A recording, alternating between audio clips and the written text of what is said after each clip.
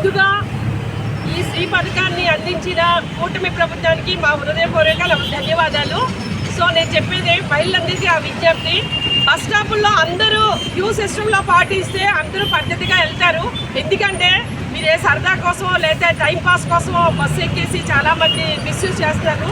దయించి ఈ స్త్రీశక్తిని ఉపయోగించుకొని నలుగురికి ఉపయోగపడేలాగా ఎవరికి ఏమన్నా రాకుండా కోరుకుంటున్నాను. చాలామంది హాస్పిటల్కి, ఉద్యోగాలకి, పిల్లల చదువులకి వెళ్తున్నారు. వాళ్ళు రొటీన్గా వెళ్ళే బాధల్లో మన సరదాల కోసం, మన టైంపాస్ కోసం చాలామంది వాళ్ళు ఇబ్బంది పెడుతున్నారు. దయించి అలా చేయొద్దు. మనలో మనమే కొట్టుకొని మనలో మనమే దెబ్బలాడుకుంటే సొసైటీలో చీప్ అయిపోతాం, దేశం మొత్తానికి చీప్ అయిపోతాం. ఆడవాళ్ళు దయించి అలా చేసుకోకండి. ప్రతి బస్ స్టాప్లో అందరూ లైన్గా వెళ్తే బస్సులు అందరికీ దొరుకుతాయి, సీట్లు అందరికీ దొరికితే అందరూ ప్రశాంతంగా సౌకర్యంగా వెళ్ళొచ్చు, గమ్యం చేరుకోవచ్చు అని నా ప్రార్థన. దయించి ఇది పాటిస్తానని కోరుకుంటున్నాను.